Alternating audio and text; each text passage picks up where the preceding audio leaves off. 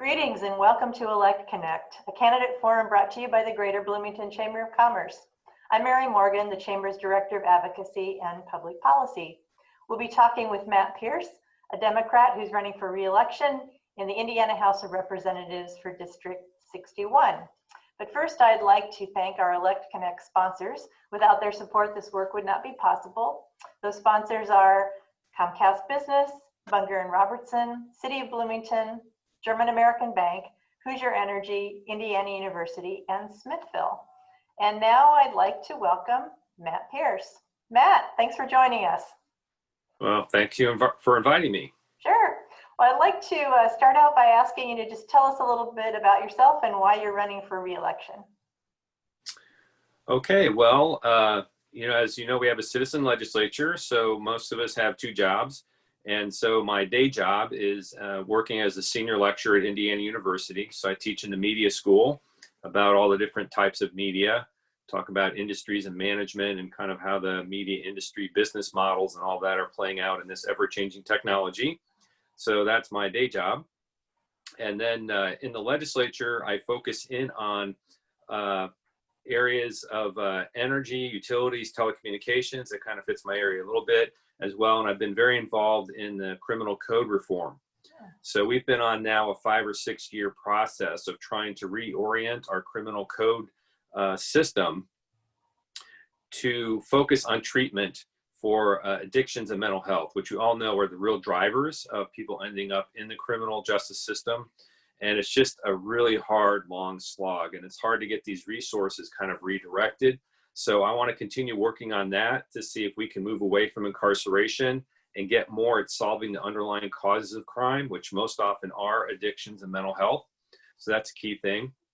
And then right now I'm serving on an energy task force, which is supposed to come up with an energy policy for the state of Indiana.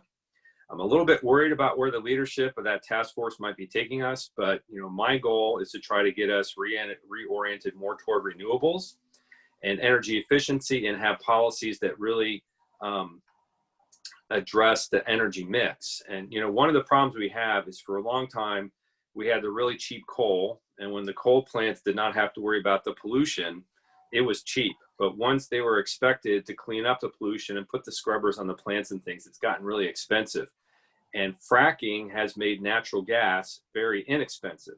So utilities are now shifting from coal to natural gas, which the good part of that is it's about 50% less carbon emissions. So you get some advantage there on climate change. But the coal industry is kind of fighting back and they're losing in the marketplace. So now they're trying to come into the legislature and other regulatory forums and try to see if they can slow down the shift away from their industry. And so that debate is going on within the General Assembly.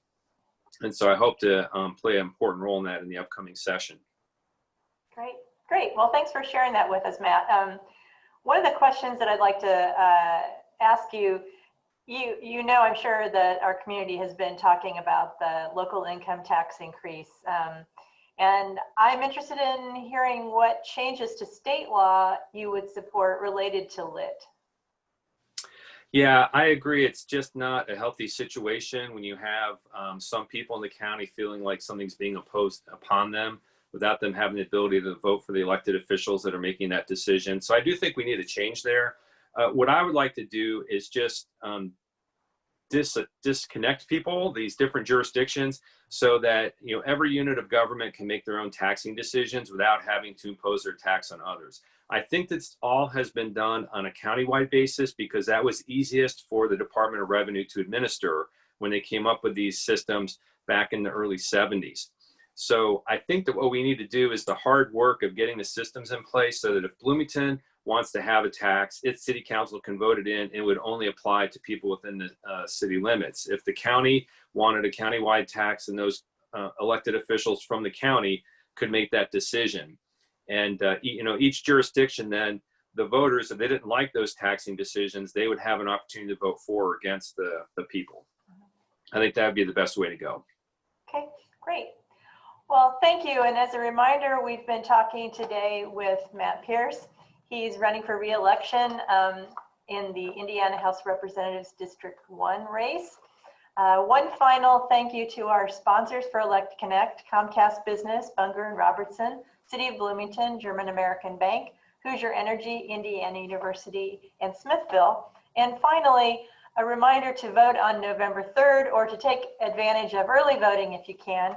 For information about this year's election and all the candidates that represent parts of Monroe County, please see these online resources. You can go to monroecountyvoters.us or to the Chamber's nonpartisan election site, chamberbloomington.org/2020-general-election. Thanks so much for joining us today.